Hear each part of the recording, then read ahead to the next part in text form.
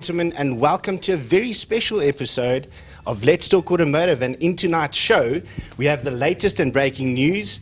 We review the Tiger Triumph 900 Rally Pro, and our guest tonight is the CEO of Triumph South Africa, Bruce Allen. And then, of course, we're going to have game time with Bruce, which I know I'm going to get slaughtered in tonight. Unfortunately. And then we've renamed our slot Fun Time, which I'm looking forward to. And of course, this is a special edition, so welcome everybody to our special broadcast of Let's Talk Automotive here from Triumph in Pretoria. Ladies and gentlemen, this is Let's Talk Automotive.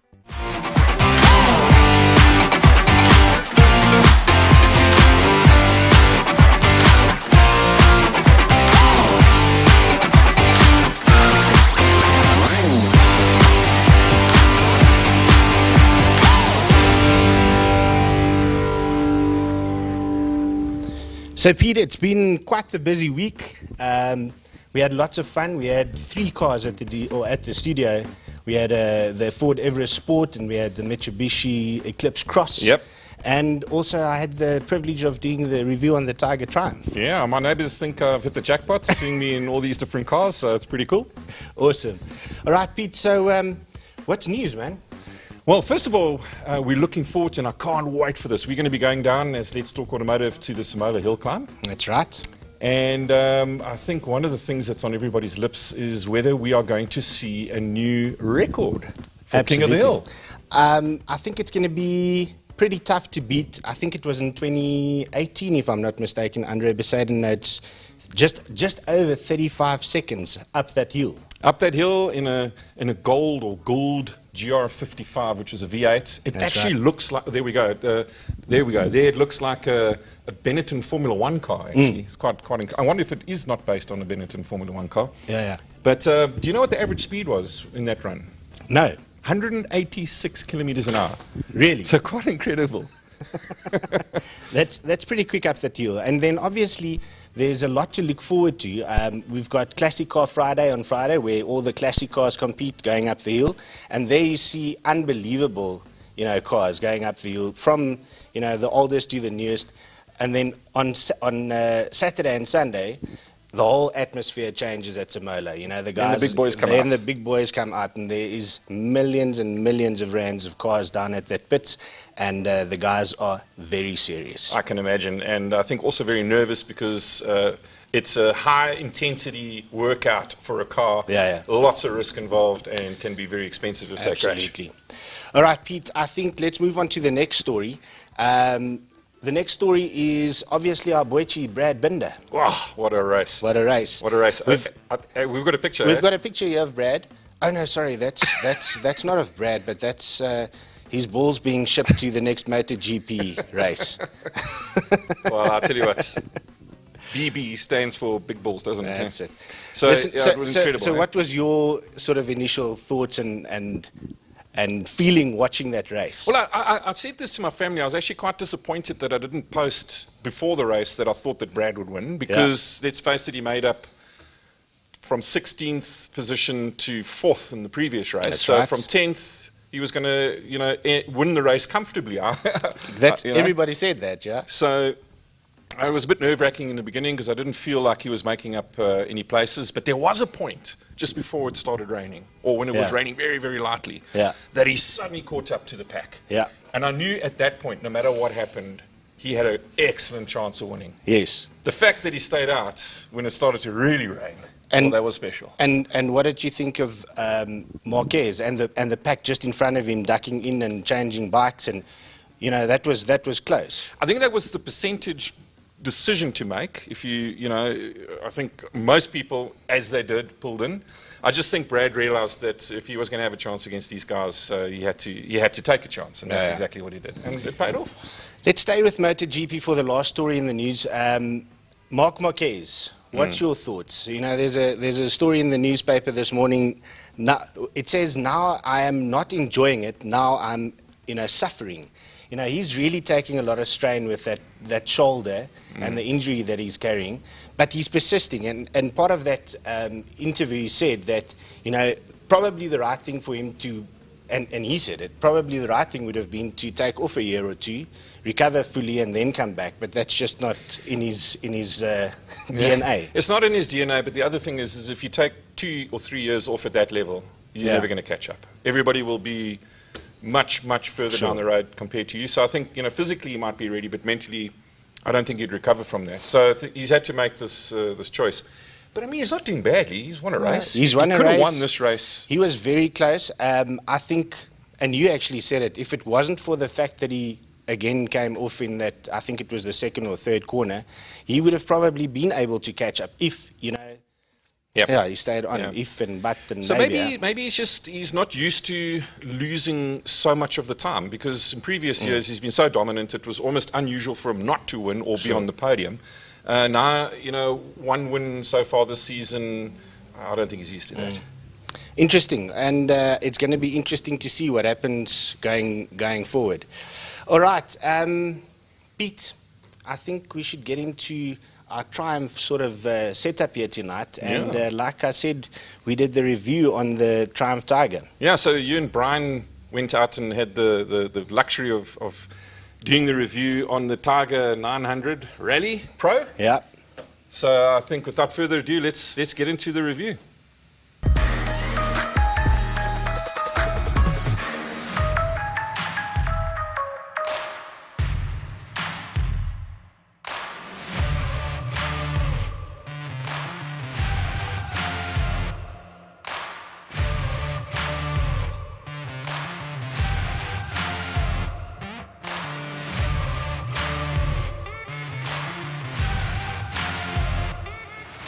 Hi guys, and welcome to Let's Talk Automotive, and this is Brian Chain joining me again to do a little bit of a review on the Triumph Tiger 900 Rally Pro. That's correct.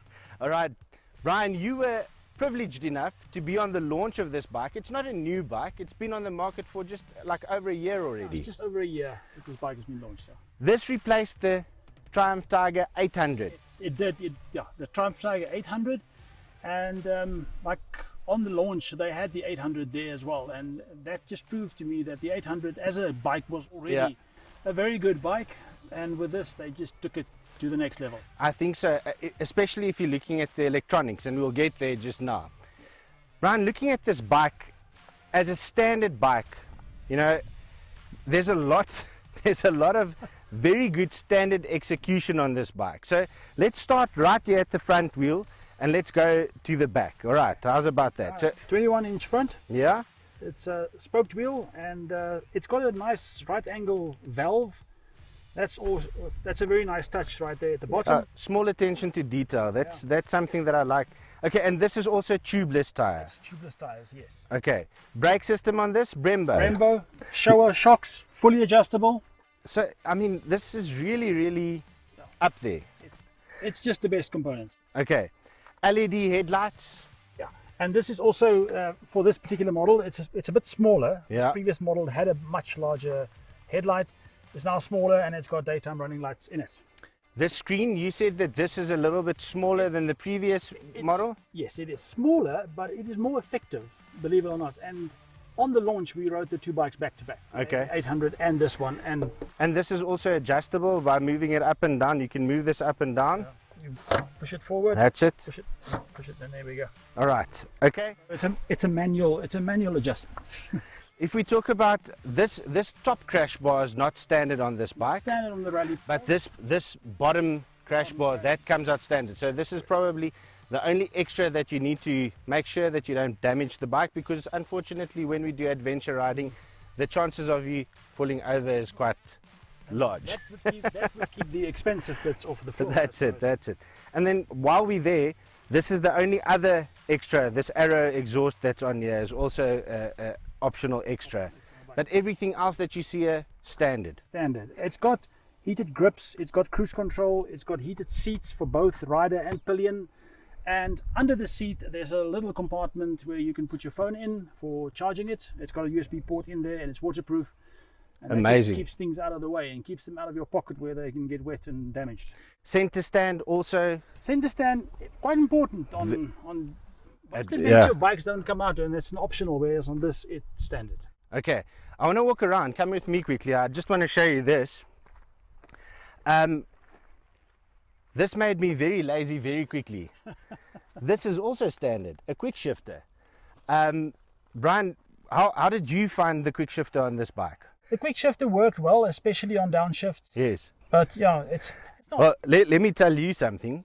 I had the privilege of riding this bike for a week now, and when I got onto my bike this morning, I completely forgot how to ride my bike. So, just shows you how quickly we get spoiled. A 7-inch color display. I mean, and it's pretty impressive, to be quite honest, and very, very customizable, which I enjoyed. Yeah, so that you can set up the stuff that is important to you. That's you it. can have that close at hand. So there's a little toggle switch here at the bottom. And while we're talking, I'm going to just go through. So if my phone's connected via Bluetooth, SMS review, call history, GPS, I can obviously get my navigation to go onto the display here. I can connect even a GoPro. Yeah, the GoPro connection is just to show you that it's recording. Recording, okay? So you don't have, just takes the guesswork out. Yeah, there's your music volume, there's your RPMs. And here, what I just want to show you quickly is going through the different styles. I can change this. I'm going to go to style 1 because this is like all the information that you would like right there at your fingertips. If I go to style 2, it obviously brought it down a little bit, and then you can choose what you want to have in that little display there. Style 3, even smaller with a little bigger, and then where we were. And you enjoy this one quite. I enjoy that one because if you do have turn-by-turn navigation, this whole section there will show you what you. Awesome. Okay, let's talk about the rider modes quickly. So if I understand correctly, these preset rider modes that we can get into, we've got rain, and we've got road, and we've got sport, which obviously is the fun button. You also enjoy the sport mode. Okay, so very simple to get there. Mode, and there I have, and then the rider. I forgot about the rider. So this one you can obviously adjust and customize yourself. Look, all these modes do is they just vary the levels of traction control and ABS. And there you can set it up whether if you want the ABS on and the traction control off. Yeah. And that's what you can have. Awesome. Okay, one thing that I want to mention here quickly is while you're on the go, you can go and select between road and sport and rain modes. But to get into off-road or off-road pro, obviously the bike has to be stationary, and that will obviously allow you to switch off ABS and traction control or levels thereof. Yes, and prepare you mentally for what's going to happen next, because in off-road pro, everything is off. Yes. ABS is off, traction control is off, and then the bike's very loose. Sounds like fun. It is a lot of fun. But the best part about it is that when you switch everything off, then you realize how much the electronics actually kick in. But on this bike, the electronics is it's not intrusive. It's not sort of a sudden cut or a sudden.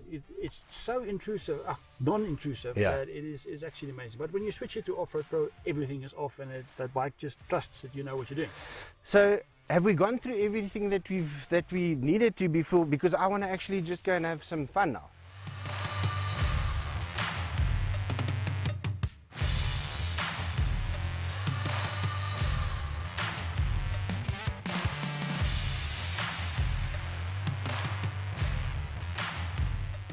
Okay, so Brian, we had lots of fun. Dirt roads, we had tar roads this morning. I think we put the bike through its paces, and I must confess, I took this bike out yesterday and I went off-road, and I had every kind of terrain that I could possibly want. There was rocks, there was sand, there was normal dirt roads and corrugated roads. So I really put the bike through its paces off-road yesterday. So I think we can comfortably say this is a pretty good adventure bike. Absolutely. I mean, there's literally nothing this bike can't do. I mean, whether you want to go for long distance touring, it comes with panniers and everything. You can do long distance. You can put a pillion on here. You can go technical. I'll go up Sunny Pass with this thing in a heartbeat. Yeah. Really, I will. Yeah. If you are not that hardcore off-road type person, but you also want the adventure styling, Triumph have got you covered there as well. They've got a version that's called the GT. It's a bit lower than this one. It's got alloy wheels, and it's more a road biased version of the Tiger 900. Okay. All right, let's talk about competitors in this mid-range adventure segment. What does this compete with? Well, for starters, BMW's 850 Adventure, or their GS Adventure section. Then there's the Africa Twin. Yeah. And I would put the KTM 890 in here as well. Okay. So I had a question from a viewer that saw that we're doing a review here. Is this the best mid-size adventure motorcycle on the market at the moment? So my answer was simply that unfortunately I can't answer because I haven't ridden all of them. Okay, but this is definitely one of the most all-rounded mid-size adventure bikes that I've been on. This is a very good all-round performer. I think, Fanie, in this segment, there's really not bad bikes out. Yeah. There's honestly not a bad bike. And I think it'll come down to your personal preference, whether you want this particular style of bike or whether you're a Honda fan or whether you're a Triumph fan. I mean, you can't really go wrong. But in terms of value for money, I mean, with the standard features on this one, at 229,000 Rand, it's a hell of a lot of bike for that money. Okay, so in summary, let's answer these questions quickly. Can we do technical off-road riding? Yes, we can. Okay. Can we do sand riding? Yes, we can. You can, I can't.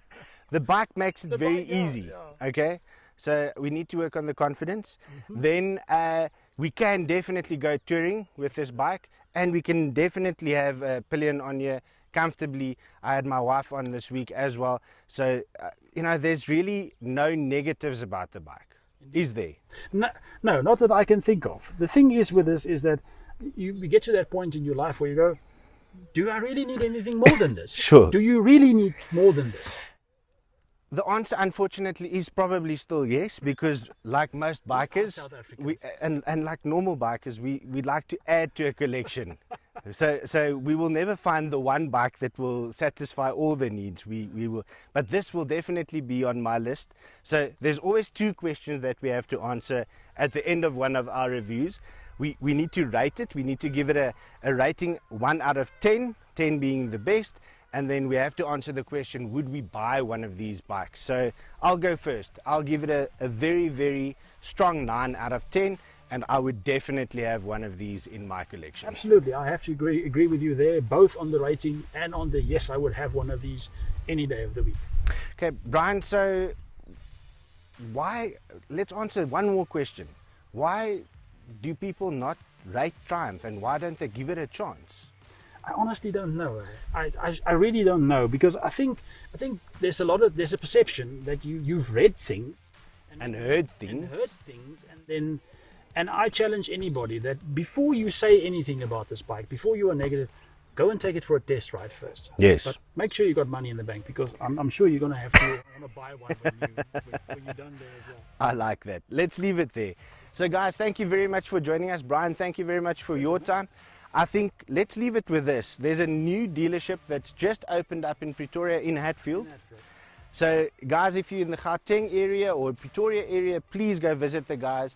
Get onto one of these bikes and give it a fair chance. That's all I'm asking. Give it a fair opportunity. I almost want to say, if I hear somebody, because after experiencing this bike for a week, if I hear somebody talk badly about the brand and the bike, I'm going to be a little bit upset. But on that bombshell, see you guys again next week.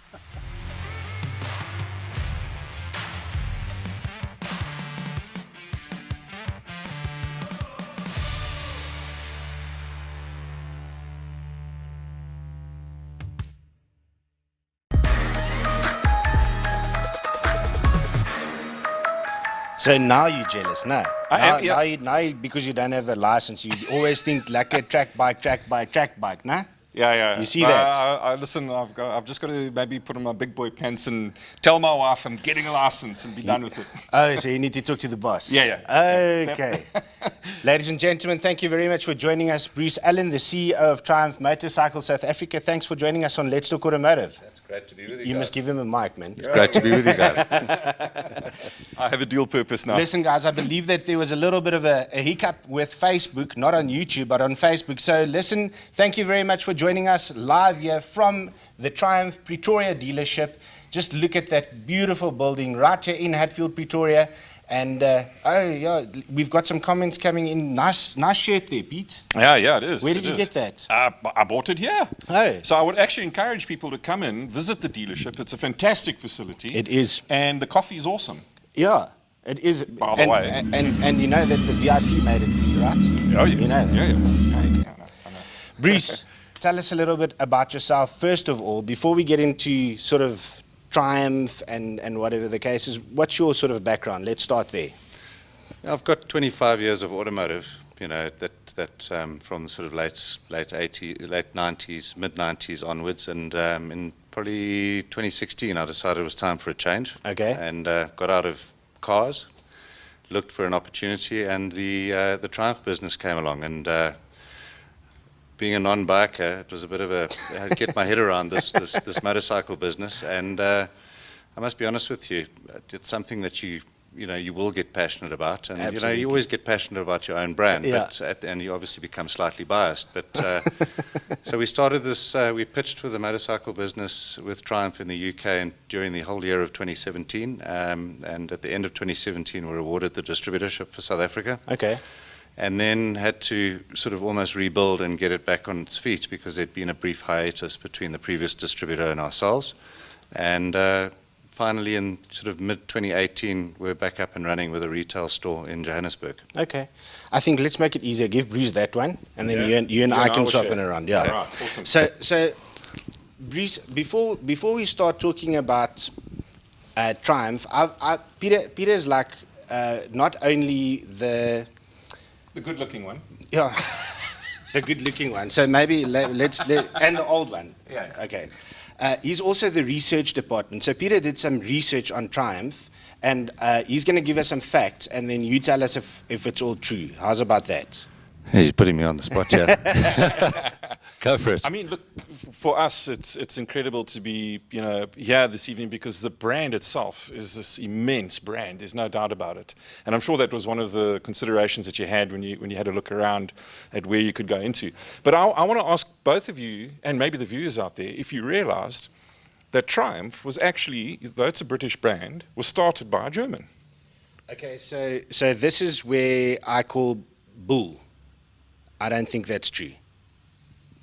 No, there is an involvement. I'm just trying to rack my brain, and I have seen it. No, but there is an involvement, and it did start with a German influence. Yeah, so Siegfried Bettmann emigrated from Germany to Coventry when he was 20 years old, and 2 years later he started Triumph Engineering, which spawned Triumph Motorcycles ultimately. That's How's insane. that? Yeah, very cool.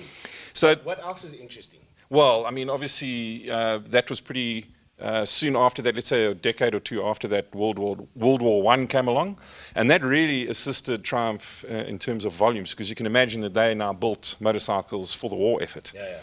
And I think after that, things started to go a little bit pear-shaped because they branched out into bicycles, or I think they originally had bicycles, but also to production of cars. Okay. So now they were involved in bicycles, cars, and motorbikes. And unfortunately, through different circumstances, there started to be trouble on the waters. But ultimately, what they did was they sold off their bicycle section to none other than Rally bicycles. Okay. And they sold off their car division and concentrated on motorbikes. And then a few decades later, in the 1980s, I think it was 1980, they then sold off to what then became Triumph Motorcycles. Amazing. So a brief history in time for Triumph. I hope I got it all right. You did get it right. I mean, the interesting thing on bicycles is that Triumph still produces bicycles, but merely to protect the brand name Triumph on a bicycle, because obviously with the evolution of e-bikes, Yeah. The next thing, there's going to be an electric bicycle that'll almost be a motorcycle, and Yes. that will pretty much block the entry for Triumph. So they still produce licensed under trademark, under the name Triumph bicycles Amazing. to protect that part of the market. Yeah. Listen, Bruce, we've got a couple of questions coming through, and we'll do that a little bit later. We're going to do a bit of a walk around here through the dealership and talk about some of these amazing bikes. But the guys are asking, obviously they commented on Peter's shirt, and they're asking if there's ladies' clothing and all that sort of stuff. And obviously there is, yes, we'll show you guys. I want to encourage everybody on YouTube joining us and on Facebook. Please, guys, if you have any questions, please put those questions or comments in the comments below this video, and we'll get to that. And if you have any questions for Bruce, just now we're going to do a little bit of a walk around, and if you have any questions on the bikes, please do that. Okay. Before you get going, it would be remiss of us not to say this, but remember to like and subscribe as well. Our YouTube channel is just about to reach a milestone. So please, guys, if you don't mind, hit that subscribe button and hit the bell so that you get reminders so that you don't forget to watch us live. Awesome. Okay, so talking about the history, you shared a very, very special photo with me this afternoon. So I think if we can put that photo up, and that's the... Tell me the story about this bike, please. There's a collector in the UK that supports Triumph with their Triumph factory visitor experience, and he has probably 80% of the bikes and memorabilia in that visitor experience centre. He sent me this picture about 2 weeks ago. We'd been talking about a month back because he's bringing a bike out from South Africa to the UK to add to his collection, and this is Triumph motor bicycle number 1, built in 1901, and he has now secured the first Triumph ever produced. That is insane. I mean, we were talking as well about another special bike that you helped this guy source, and we'll get to that. But I mean, if you had to, and I know he didn't tell you, but if you had to try and estimate value on that, or was it just priceless? What would it be? On which, the 1901? The one, bike number 1. No, I wouldn't even hazard a guess, and I wouldn't even ask the question because it's very personal, I think. Okay, so there's a second story, because I want to start with the history. So there's a second picture of a bike, and this is unique. I couldn't believe what you told me. There was only 8 of these manufactured around. Yeah, this is called a Triumph Bandit 350, and the same collector found it in Edenvale in South Africa, and some guys in the back of his garage, and as a non-runner. He paid a substantial amount of money for it. I'm just getting it ready and crated to send back to the UK for him. This was produced in the early 70s. There were 8 produced as prototypes. It's not the prettiest bike, but it obviously forms part of a storyline, and it's essential to have as part of any collection. So this bike's about to head back to the UK. It never went into production, and a good thing, bad thing, it's not for me to say. Okay, I think it's time that we sort of start chatting about Triumph in South Africa. And I want to ask you, and we mentioned it in the review at the end there, and we asked why do people not sort of give Triumph the opportunity, and why is there sort of this little underlying thing with Triumph in South Africa? And you sort of touched on it previously, just in that sort of going over from the previous distributors to the new distributors. And there's a lot of people upset with pricing, and I want to touch on that because I think it's time that we sort of clear the air. Yeah. So look, it was during the period of sort of third quarter of 2017 when obviously the previous importer decided to liquidate their stock. So a lot of bikes went into the market in one go at very good prices. There was a lot of concern around the value of the product, or the actual residual values being damaged as a result of those bikes going out. The real end to that story is that the guys that bought those bikes have been the only winners. Nobody was there were no losers as a result of that. And to be honest with you, 3 years later, a lot of those people are almost getting their money back on some of the bikes that they bought, because the market's values for our used Triumphs at the moment, and look, I think the used market in general in South Africa, the prices are strong. Yes. And people are, I think, blown away by the kind of values that they are getting for their bikes. I hear you. The change was a bit disruptive because it was a long silent patch when we weren't allowed to talk, and the previous distributor was busy winding down their operations. And so when we came back into the market in mid-2018, it was kind of a little bit off the back foot, with some resentment in the marketplace. We changed the model. We obviously consolidated all of the footprint of the country, and we only had one store, which wasn't ideal, but Yeah. we had a plan to then roll out Cape Town and then roll out Pretoria. That plan in each of those cases took about a year longer than we expected. So, Cape Town was opened last year in August, which is not bad, to open a new business in the middle of a pandemic. Exactly. And the same with Pretoria, which opened about 3 weeks ago. Yeah. Each of those dealerships was 1 year behind plan, but we came up with a model that really works. And, the whole idea is to make sure that the brand is entirely represented in those marketplaces. We are asked the question from time to time, what about Durban? What about Port Elizabeth? What about Bloemfontein? To be honest with you, right now, the size of the large capacity motorcycle market in South Africa is as such that it's 50%. In fact, it's a third of what it was when I planned for this business back in 2017. Yes. So the market has shrunk to 30% of what it was. And the market sizes in those towns that I've just mentioned are just too small for a premium brand to do it at this kind of level and survive at the same time. Awesome. I enjoy the answer, because I like the fact that we're playing open cards. But we do support those markets. Yes. There are clients that buy and have Triumph motorcycles in those marketplaces, and we have authorized service centers that can do warranty work, they carry the tools, and they look after our product for us down there. Yeah. Have you got a question? Yeah, I mean, obviously, there's two things I wanted to say. The first is it must be a nice challenge at the end of the day. I think quite rewarding to be able to build up a brand again. I mean, so we obviously recognize that there's a lot of hard work that goes into that. But at the same time, I think the reality is, especially when looking at the product that's in front of us and behind us, it's outstanding product. And I've always had the philosophy that cream always floats to the top. And ultimately, people will recognize that. So that's the first thing. And the second thing is that, again, we have a look at the facility that we're sitting in now. So Damien and Al's dealership here in Pretoria, I think, is testimony to the growth of the brand. Yeah, look, I mean, we are, and we probably always will be, compared to some of the bigger brands, a small brand trying to punch above our weight. Yeah. The positive thing is that, our market share is back to where it was when Triumph had 3 times as many dealers in South Africa, albeit a much smaller market. So we're seeing growth on an annual basis in terms of our sales. We're gaining a little bit of share, and, as long as we continue to look after our customers, do the right thing by them, things will continue to grow and develop. I can't take the credit, and neither can any of our dealers, for all of the growth that we've experienced. Sure. I mean, the product, as you touched on, I mean, we are blessed with a phenomenal rollout of product at the right time. Yes. Launching 2 substantial products last year, being the Tiger 900 that you've just reviewed, as well as the Rocket 3. And we've got at least 2 new models coming out later this year, and I know another model that will probably be announced around January, February, which are going to be exceptional and add to our volume and bring different clients into our business, because we can't keep fishing in the same pond. We've got to bring new riders in. Exactly. Here we go. We've got to bring new riders in. We've got to make ourselves more attractive to lady riders. And you touched on the clothing earlier, which we do stock a full range of ladies' clothing, rider clothing as well.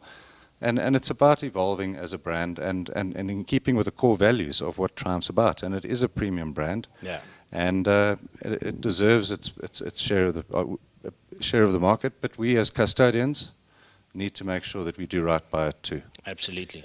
I think also, it must have been music to your ears when Moto2 decided to use Triumph Motors. I mean, that has definitely put you guys on the map in a way that wasn't available before that. So have customers commented and remarked on that? So Moto2 has been really good, specifically on one model, which is obviously our Street Triple 765. It's the same motor as the Moto2 motor. It obviously doesn't run at the same performance levels and is not tuned and doesn't have the same chassis.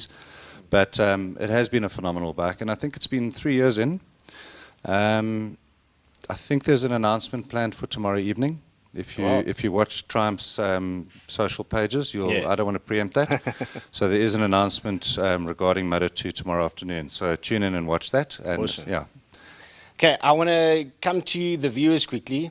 Han Engelbrecht says Pretoria is definitely a growing motorcycle market. New Triumph dealer, the BMW dealership in Centurion that's moved, 2 KTM dealers, new Yamaha dealership, and many more. So well done on getting a dealership here in Pretoria.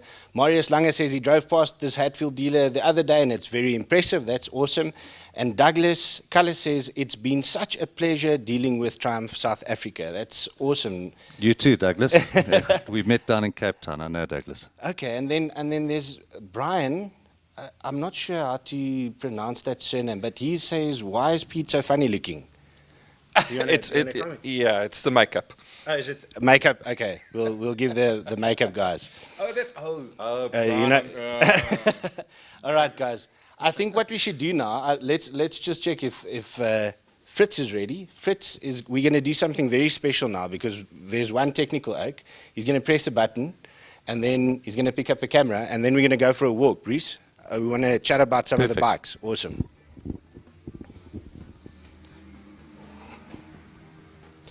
Okay, Bruce, let's start here with the Triumph Tiger 900. This is the GT Pro. So the one that we reviewed was the Rally Pro. The Rally Pro. Yeah. Okay, so what makes this bike different to that one? So the GT Pro is a more road-biased version of the Tiger 900. Okay. It's slightly lower, so it's about 40 mm lower on seat height. It's more accessible to possibly not the taller riders. You'll see that it's got alloy rims. It's got 19-inch on the front, which the Rally Pro has a 21-inch front wheel. Okay. That obviously, from a road handling perspective and tar riding and riding through the twisties, it gives you a far more sort of stable ride. Yeah. Not that the Tiger 900 Rally Pro is anything, anything other than solid around the bends. It comes with one less rider mode than the Tiger 900 Rally Pro. Okay. It comes with, it doesn't have the off-road Pro function, but it does have an off-road function. So you can take it on dirt. All right. And it is comfortable enough on dirt, but it's not designed for extensive dirt riding. I hear you. Okay, so I know that Peter Fuljoen's got a question for you. Pete, why don't you grab the mic and you go talk about this monster? Oh, yes. No, I mean, as I said earlier, and I've been teasing Fanie about this, but I mean, this, for me, is my ultimate indulgence in a motorbike. A 2.5 litre. It's a 3-cylinder, eh? 3-cylinder, triple, yeah. Incredible. I mean, what's the thought behind having such an incredibly big motor on a motorbike? Because you can. I love it. Okay, and that's exactly my profile. So, in terms of sales of this, I mean, it's well priced. I was quite amazed. I mean, so if we can just say, I mean, retails $355. So the Rocket 3 comes in 2 derivatives. This is the GT in front of us. It's got the forward foot pegs and a swept back, handlebars. It's a more comfortable ride for longer distance and probably more comfortable from a pillion perspective.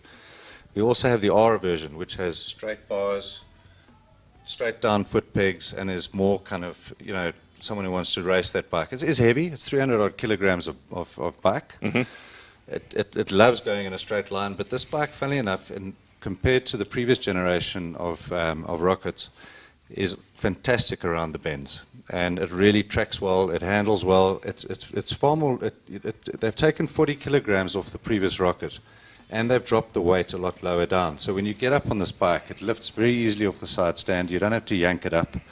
And you feel that low center of gravity when you are cornering and going through the twisties on this bike. It's remarkable. Incredible. And the sales have been exceptional. It really, I mean, somebody asked me today, name your top 3 best sellers, and this bike sits in there with those. That's well, I'm not surprised because, I mean, it's a lot of bike for the price that we got here. And the cool factor on this, I've got to say, very, very appealing. You'll have to take it on the track. Oh, don't tempt me. Right, should we go to some of the nakeds?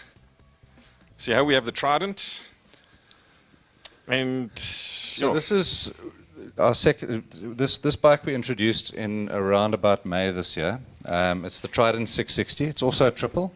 So we've got 3 roadsters. This is our entry-level roadster. You've got the Trident 660. It then goes up to the Street Triple 765, and then we'll see just now, I presume, somewhere around here, the recently launched Speed Triple 1200 RS, and this is probably one of our, this obviously from a price point perspective is our entry-level bike, and there's nothing entry-level about it. I was going to say. The electronics are phenomenal, the styling, And that's one thing that you will notice with any of these bikes on the floor. The build quality is superb. And that's one thing Triumph doesn't scrimp on, is cutting corners to save costs. The individual components and just the finer details are exceptional. Oh, you can see that. So, and again, we've had a varying profile of rider that's got onto this bike, albeit a new rider. We've had an older rider returning to riding. We've had lady riders. We've had, middle-aged riders. It's a bike for everybody. It's a great commuter.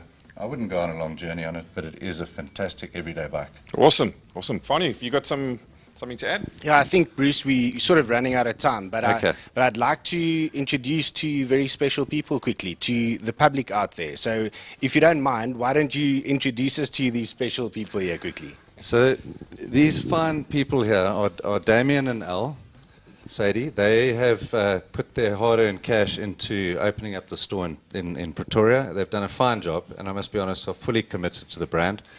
And so far from the engagements I've experienced with seeing them with clients, and they really are going to be fantastic ambassadors to building the brand in Pretoria, and the part of the country is building the brand as well. And opening Pretoria was a milestone for the brand, but it was also a milestone for Pretoria. And you guys are going to do it justice, and hopefully all the people watching flock in and ask Damien to make them his fantastic cup of coffee. But excellent support from... Sorry, thanks. Hi, excellent support from, obviously, Bruce. I mean, he's a stickler for detail. You can walk through here, you'll be sure that everything is to the T. I mean, it just gives justice to the premium of the brand, and I mean, we're delighted to be in the business. Very, very happy to be on board with Triumph. Let me just tell you that this lady here, unfortunately, Nadia, my wife, I've put in finance on a Triumph bobber, so I might just be able to take delivery next week. Thank you very much for helping me with that. I'll try my best. Yeah, I got a great deal. Thank you so much. Appreciate it. All right, guys, let's walk back to the counter. Thank you very much for joining us, guys. Now we know who to come and speak to here at the dealership. Let's move back to the counter here, because we are now going to see Peter get slaughtered Again. completely. You're not even going to bother giving me the microphone, eh? And it is game time.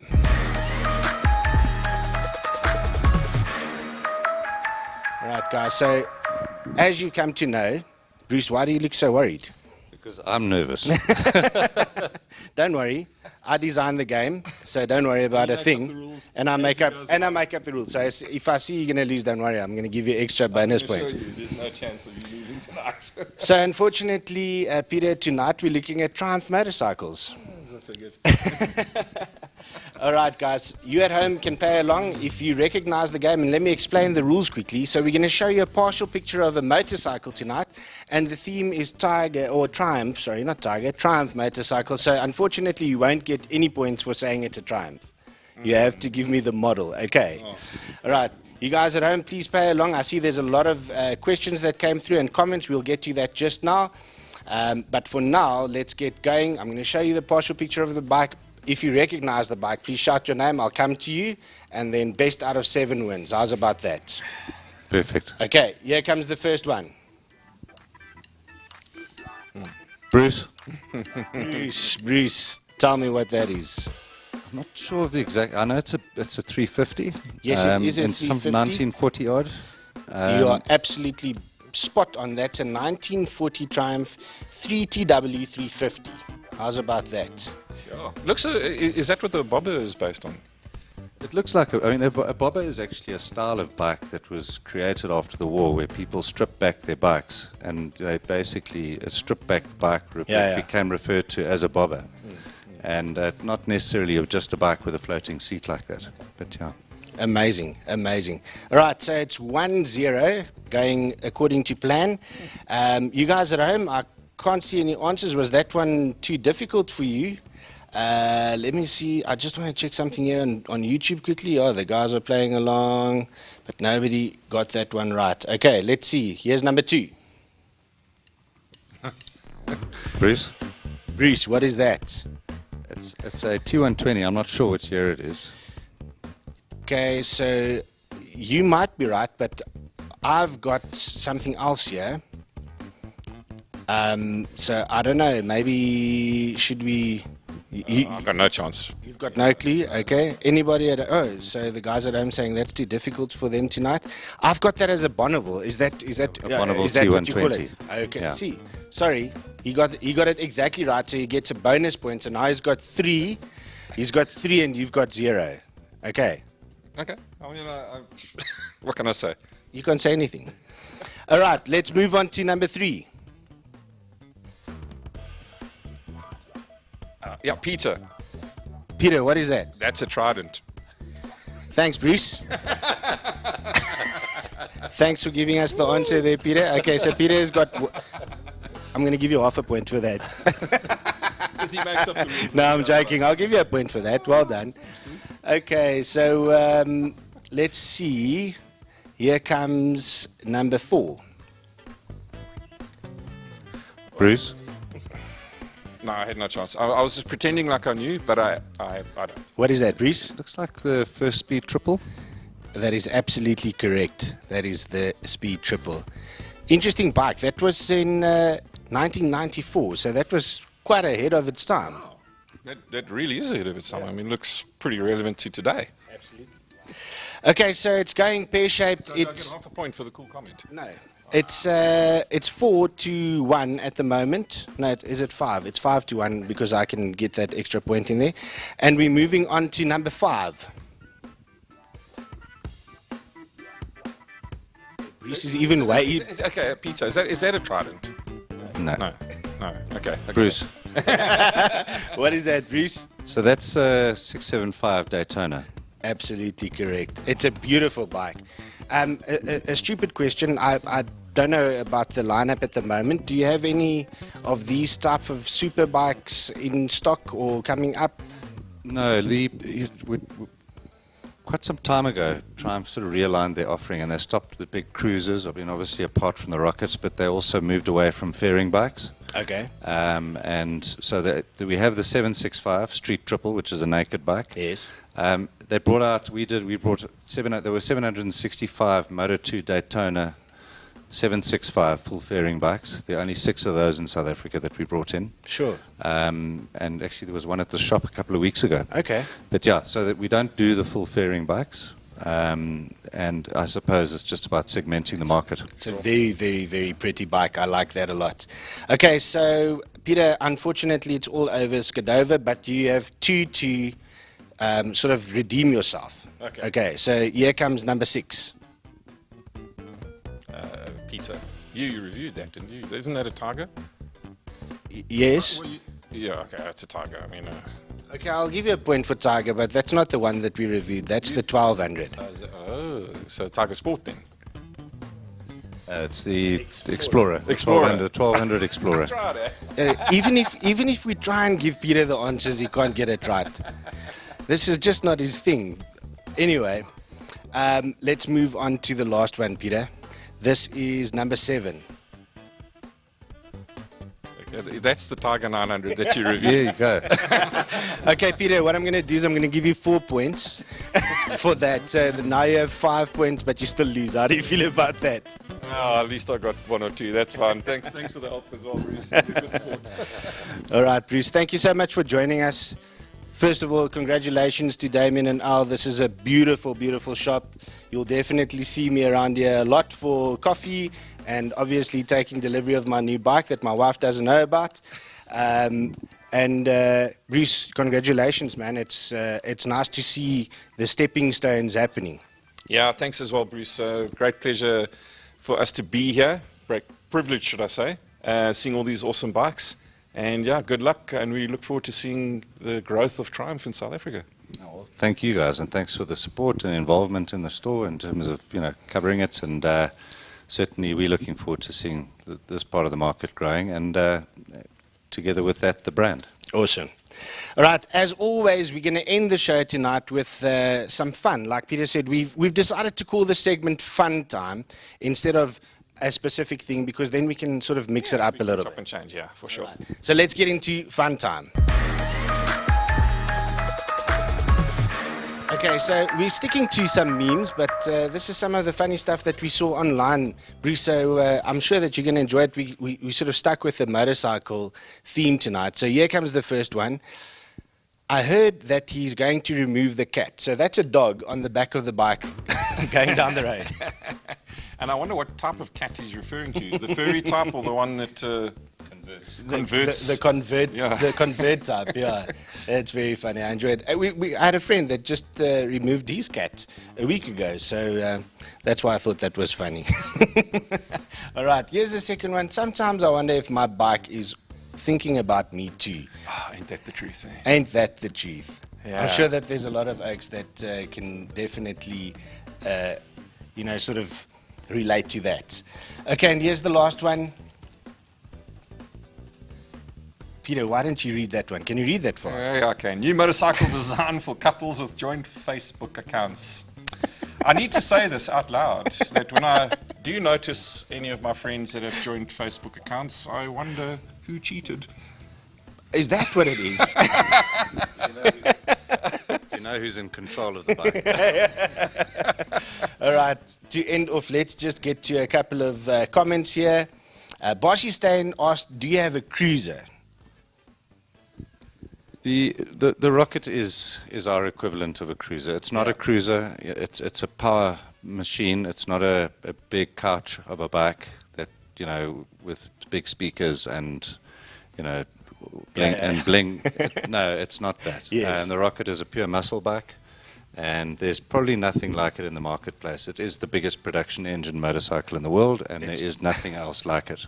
Well, if you know Barcy, I think he's 7 foot, no exaggeration. I mean, he can pick up a 5-litre tin of paint with one hand, no problem. So that 2.5 litres is just about the right size for Barcy. Okay, Bossy, there you have it. You can come down to the dealership here in Pretoria. He also just lives down the road here, so you can come and check out your new bike here, Bossy. My wife is very stressed out about our budget. That's also come through here. Brian Chain says, Damien's coffee is great. Thank you very much. Heinz says, Bruce is for sure hands-on. Good to see the boss man knowing his products. He for sure walks the walk. Well done. Bossy said in game time that his heart was bleeding for you. Leandra says it's a very cool shop. And Andre Boyson says, lekker julle Petro Koppe. Thank you very much for watching, guys. I think that's the end of the show. Yep. Have a mic there.